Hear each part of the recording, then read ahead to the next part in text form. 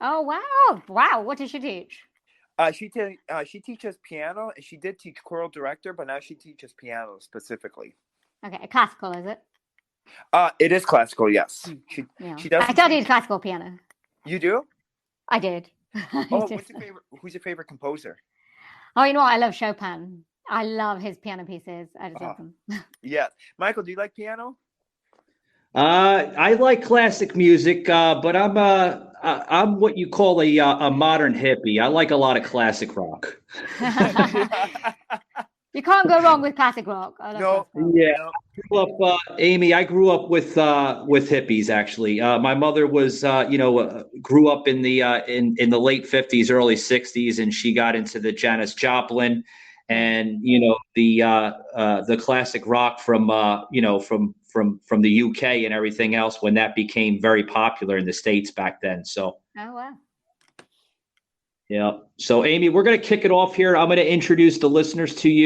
Start your day with Quaker Protein Instant Oatmeal. The instant oatmeal ready to help you tackle whatever your day brings. Like wrangling your toddler into their car seat. That was fun. Coaching your sixth graders soccer team. Go girls! And carrying all the groceries in one trip. Whew.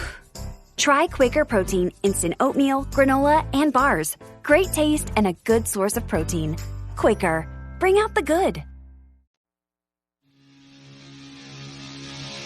Savaged, unfiltered.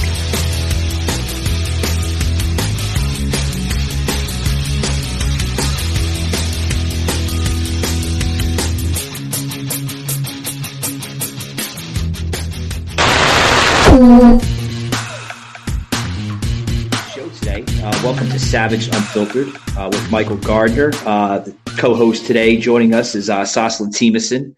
Always a privilege and an honor having you on the show, Sauce. Hey, Sauce, yeah, buddy. Yeah, hey, you're fired up. I know I'm fired up. oh no, you know why I'm fired up? It's because we have a very special guest. Her name is Amy Sinha from all the way across the pond to Wales, which is about 6.5 hours away from here.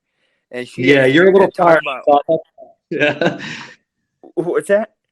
I said you're fired up, but I'm going to kick us off Yes. here because you're ready to start it, guys. This is Amy Sinha joining us from Wales, United Kingdom. Now, folks, Amy is a British Asian vocalist, a songwriter, and a voiceover, as well as an entrepreneur. Welcome to the show, Amy. How are you doing, ma'am? Hi. Thank you for having me. I'm doing very well. How are you guys? Doing pretty good. Good to hear. So, All right. All right, Amy. I had a question here. I wanted to get into some of your passions here. I noticed that you're an entrepreneur as well as a vocalist, and you're a songwriter as well too. Just what made you go to that point of that passion? What led you to that passion? Was it early roots in childhood, or was it just something that was developed over time? The music, yeah, absolutely. It was right from when I was young. I have a musical family, so we're all singing like every time we had car journeys, and yeah, it just started really young, and I just remember music always being in the family. We used to have, I don't know, okay, showing my age right now. We used to have like LPs on the record player, and just used to buy different LPs and different. And because I have two older sisters, so I used to listen to different types of music. Like they were into rock. I know you were just saying earlier that how much you love classic rock, so they were into rock, and it kind of got me into that as well as jazz and like pop music and R&B, and yeah, I just remember it. I just remember all different types of music growing up. Yeah, tremendous. Sash, you can join us in the conversation, buddy. You don't have to be shy. oh no, you're good. Hey, so I think we also talked about this in the green room as well. Who's your favorite composer that you would have to like your top three composers? Who are there? It would have to be Chopin, Beethoven, and Tchaikovsky. Tchaikovsky. And where did you go to school for? Did you go to school for music or? I did. I went to music college. It was Leeds College of Music, which is up north. Those of you who don't know, it's in England. But it was, at the time, it was one of the best colleges to study jazz. And it was an amazing experience. Wow, that's cool. Now, and what made you start writing a book? Like, what made you start being an author? Were you always an author? Did you always want to write, or did you always want to like do music? Which one came first? So I haven't written a book. Not yet. No, I've written songs. Oh, okay. Not quite a book yet. When did you start writing songs? So I started writing songs, gosh, about 10 years ago. I actually used to write poetry when I was younger, and I think it started from there. I used to love rhyming, rhyming poetry, and I think the maybe the songs came from that, because I guess songs have to rhyme, otherwise it doesn't really quite work. Yeah, almost sounds like like jingles. Yeah, have you ever got into that type of concept? You know, jingles. I don't know if you're familiar with Yeah. that term. Yeah. No, I haven't. I haven't done any jingles. Okay. Okay. Amy, I want to get into some of your songs here. I noticed that you're a songwriter, which is phenomenal. I love songs, and I love talking to people that have multiple different types of passions, such as yourself. You know, you're into books, you're into film, you're into religion. I noticed there's a little slight politics involved. I think everybody has some type of political passion, whatever it is. But I want to get into, some of your albums. I noticed that you had debuted in an album back in 2012 called "A Sin with a is that a look or with sin love? with love. A sin with Love. love. Yes, Yeah. ma'am. Yeah. Yeah, you want to get into that? Oh, what's the meaning behind that album? Okay, so I don't know if you kind of noticed the title, A Sin with Love. So it's kind of play on my name. So Amy Sinha, and so with love. And that actually came about because, I used to go to jazz bars a lot, and this bartender thought that he would kind of name a cocktail after me. So he said, "A sin so sweet." So it kind of came from that. I was like, oh, that'd be kind of, kind of good for an album. But so those songs are kind of I used to be into Facebook a lot. This was back in the day. I think it just started out, and I was kind of obsessed, and I was kind of updating my status probably about 4 or 5 times a day, which now I barely do it once a week. So they were just like thoughts from my head that I would write on Facebook. And I guess if you go through the songs, they're kind of unique. Probably not everyone's cup of tea, but they were just like thoughts from my head, and thought that like literally that's how the song titles came about. And yeah. Yeah. This album that you came out with, Amy, "A Sin with Love." Sas, if you're not familiar with this, this actually had a New York label on it. No way. Well, no, it didn't. No, that was the next single that I put out. What was the next single? That was the next single. So, but you're kind of close. But what happened was when I put that album so sorry, Amy. I got him confused. Sorry about that. No, it's fine. It's fine. Well, so when that album came out, it kind of because I had it out on the internet. So this guy called Ronald Lashley, he was a musician. He was based in New York, and he started a record label, and then we collaborated on a few singles. So that's how that happened. That's awesome. Yeah. So back to poetry. What was your favorite poetry that you wrote? And why is it your favorite? And does it have a certain meaning to you? Oh gosh. You're putting Amy on the spot there, Sauce. I know. You are. No, it's good. Well, I think the thing with my poetry, what happened was, so I kind of used to give myself a challenge. So I used to come up with a theme, and then I used to write poetry based on the theme. So just to prove that I could write poetry.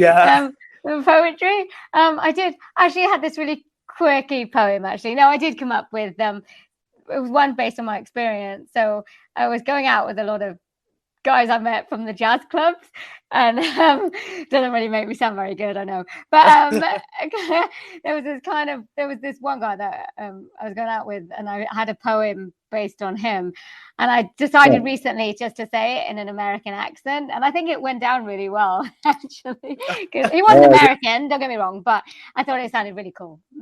Amy, what stays at a jazz club stays at a jazz club. Or let me rephrase that in American terminology.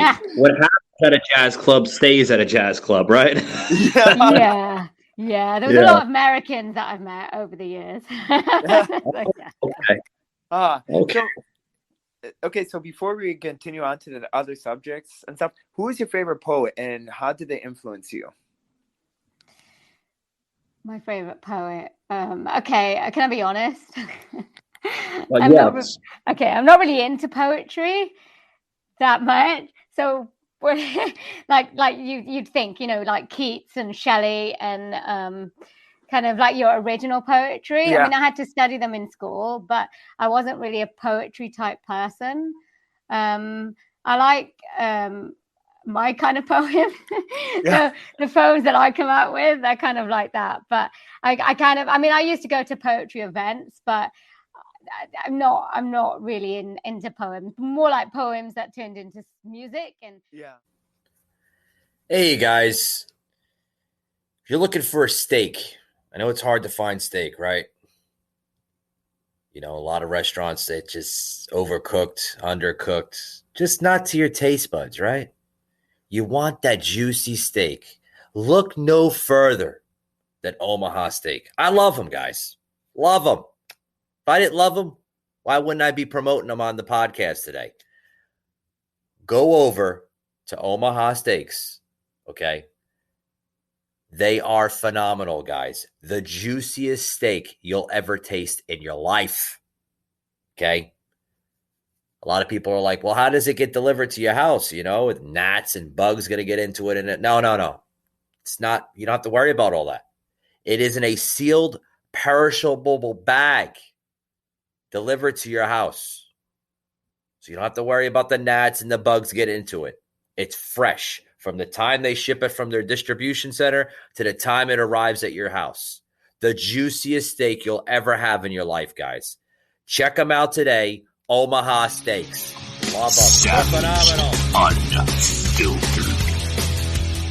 And what, do they do commercials, or can you explain on that? Yeah, well, they do kind of everything. So what you just said, they do commercials. They do like animation. So I've done animation. I do kids' voices. So I have to play like an 8-year-old girl or like a 3 or 4-year-old child. Like corporate. So you get those videos that they play in those corporate meetings.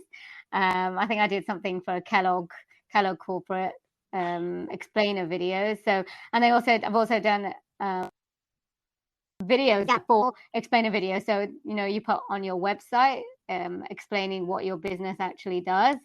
So, and voicemail, I've done international voicemail for actually a few American companies. So voiceovers do everything you wouldn't think that they do, that you wouldn't like. I don't know if I know you guys got MasterChef USA over there. So the voiceovers, like the narration. Sorry? Yeah, I'm saying you have worked with MasterChef? If you hear the narration that they do over that, so that's a voiceover. Oh, yeah, I get the concept. So, with this voiceover, passion that you subtly developed, through the pandemic and everything, did you ever think in your wildest dreams, Amy, that it would lead to this voiceover, or was more of, your songwriting and your books more of your passion? Yeah, no, I never thought it was. I never thought I'd get such a good response. And I think if the pandemic hadn't happened, I don't think I would have had that response. And I think just reaching out to different countries like America, where they really appreciate the British accent. So thank you all so much. Oh, you're very welcome. You have a lot of people that love British accent, and especially if you have an Apple product. I have a British accent on my Apple product. When you say, "Hey Siri," Yeah, so I have a British accent. So I'm a person that loves British accent because there's something into that, like a lot of people like, and we want to say thank you on your behalf of America, right, Michael? Yeah, yeah. I mean, I could say the same thing, Amy. We, on my GPS on my car, I have the Siri, but it's all in British. No way, really? Yeah, Yeah, turn left on the quarter. Like I love that accent. I'm sorry it's your bad, impersonation, but I don't know. It's the accent, and especially I live in the Sunshine State here of Florida, and we're actually in our tourist season right now. And we're just so grateful for our British visitors and tourists that are coming in, especially in our theme parks. Disney and Universal and stuff, and it's tremendous seeing the different backgrounds, whether they're from Wales, in other parts of the country, United Kingdom, England, Ireland, all over the place. And it's just remarkable some of the background that you see coming in. Do you get a lot of Welsh people there? Welsh, I happen to, believe it or not, Amy, I happen to run into a gentleman from Wales, actually, that was Really? Welsh. Oh my Yes, God. Wow. believe it or not, last week in Starbucks, and he's never been to Starbucks ever before in his life. And he's looking at me, and obviously his English was a little broken. I could understand a little bit of him, what he was saying, but he was trying to come up to me and saying, what is a grande? And I said, well, that's the sizes they use here at Starbucks. And he didn't know what a grande was, because the lady was asking him what size, you want for your coffee. And he was just like blown away. He didn't understand that, the terminology. Did you find out which part of Wales? Because we have Starbucks here, so which part of Wales he actually lives in. I don't know. Like, I don't know what part. I mean, this conversation was only like less than a minute. He was just asking, for just guidance and stuff like that. So he could have been from the north or the south, or I didn't really get to talk to him that long. So But, Amy, quick question. So is Newell's, Newell? Is that a very common name in Wales? What? Newell's. So the only reason why I ask is because I was adopted from Russia, the first time, and I was adopted to a family from England, and and so they had their last name as Newell, Newell, and last time I checked, Newell. Yeah, Newell. Is that a common name in Wales? Last name? No, it's not. Newell, no. No, because they were.